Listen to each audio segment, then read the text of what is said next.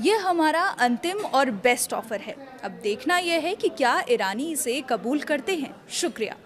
इस स्टेटमेंट के साथ अमेरिकी उपराष्ट्रपति जेडी वेंस ने प्रेस कॉन्फ्रेंस में अपनी बात खत्म कर दी।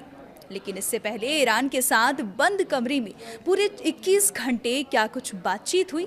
अमेरिकी और ईरानी प्रतिनिधि मंडलों के आने से लेकर वेंस के ऐलान तक क्या क्या हुआ, जानेंगे इस वीडियो में।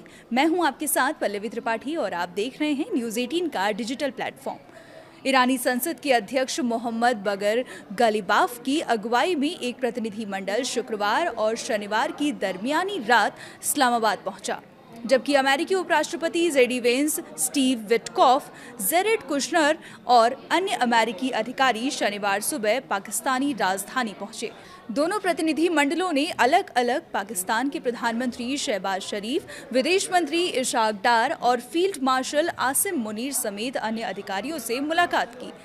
पाकिस्तानी अधिकारियों ने बीबीसी उर्दू को बताया कि पहले ईरानी और अमेरिकी प्रतिनिधि मंडलों के बीच पाकिस्तान के जरिए संदेशों का आदान प्रदान हुआ, जिसके बाद दोनों पक्षों ने पाकिस्तानी अधिकारियों की मौजूदगी में 2.5 घंटे तक बातचीत की। इसके बाद 1 घंटे का ब्रेक लिया गया और मांगों के तकनीकी पहलुओं पर ईरानी और अमेरिकी एक्सपर्ट्स के बीच चर्चा हुई। पाकिस्तानी अधिकारियों के मुताबिक तकनीकी मुद्दों पर दोनों तरफ से मैसेजेस देर रात तक चलते रहे। ईरान के सरकारी मीडिया के मुताबिक अमेरिका की गैर वाजिब मांगों ने युद्ध खत्म करने की बातचीत को बाधित किया। दूसरी तरफ अमेरिका पर इस वक्त इस जंग को जल्द से जल्द खत्म करने का भारी दबाव है।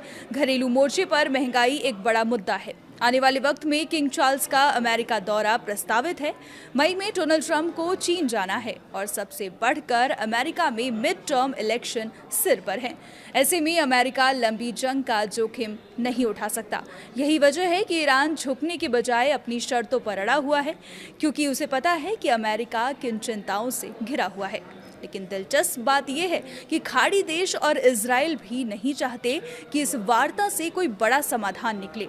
उन्हें डर था कि अगर कोई अहम समझौता हो गया तो क्षेत्र में ईरान का वर्चस्व और बढ़ जाएगा, जो कि अरब देशों और इजराइल के लिए घातक साबित हो सकता है।